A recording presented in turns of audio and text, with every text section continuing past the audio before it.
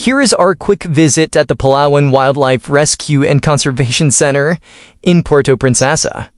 We spent some time seeing the crocodiles up close and exploring the small animal conservatory. Let's take a look.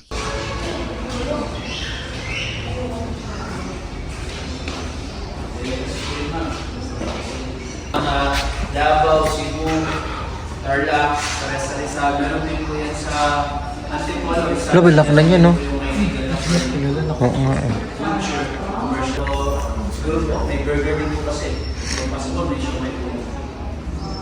Ang kakainin niya. Scavengers po ang mga bayawa. Bulok ang kinakain ng bayawa. Ang mga crocodile po, hindi po kumakain ng bulok.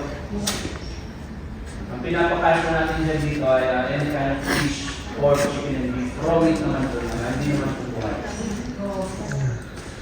Hindi na po natin ginagawa ang adobo, pinapakuluan. Kaan dito sa babawan, sumalat-lat po yung mga gamit.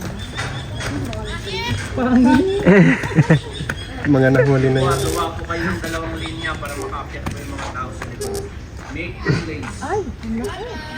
Bye-bye.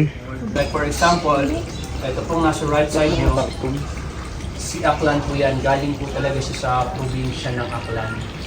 Ang story niya po kung bakit po siya dito, dati po yung pet.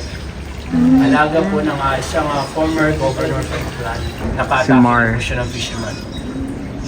Ang laki. So ganyan po yung family ni Lolong. So try to imagine po si Lolong. Nakita niyo na po ba ng personal si Lolong? Yung buhay pa po hindi po yung kung capturer, doon po natin kinukuha yung pangalan.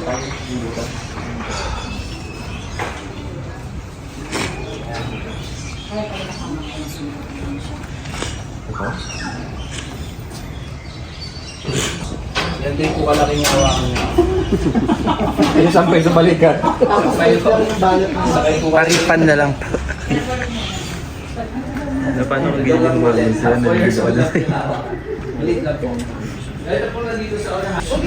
Lagi niyo pong tatandaan, yung difference po niyan, maka-encounter man po kayo ng crocodile, yung may parang stripe sa buntot, yung light po.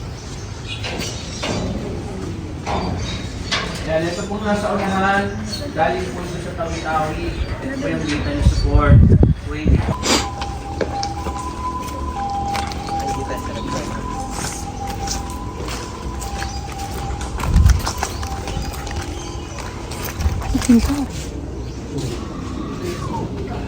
Ito iPad.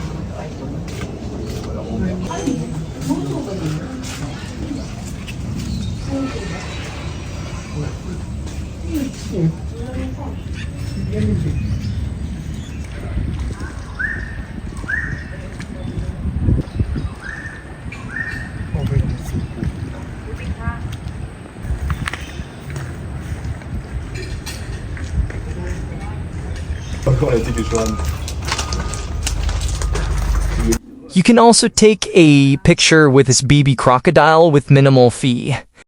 Thanks for watching.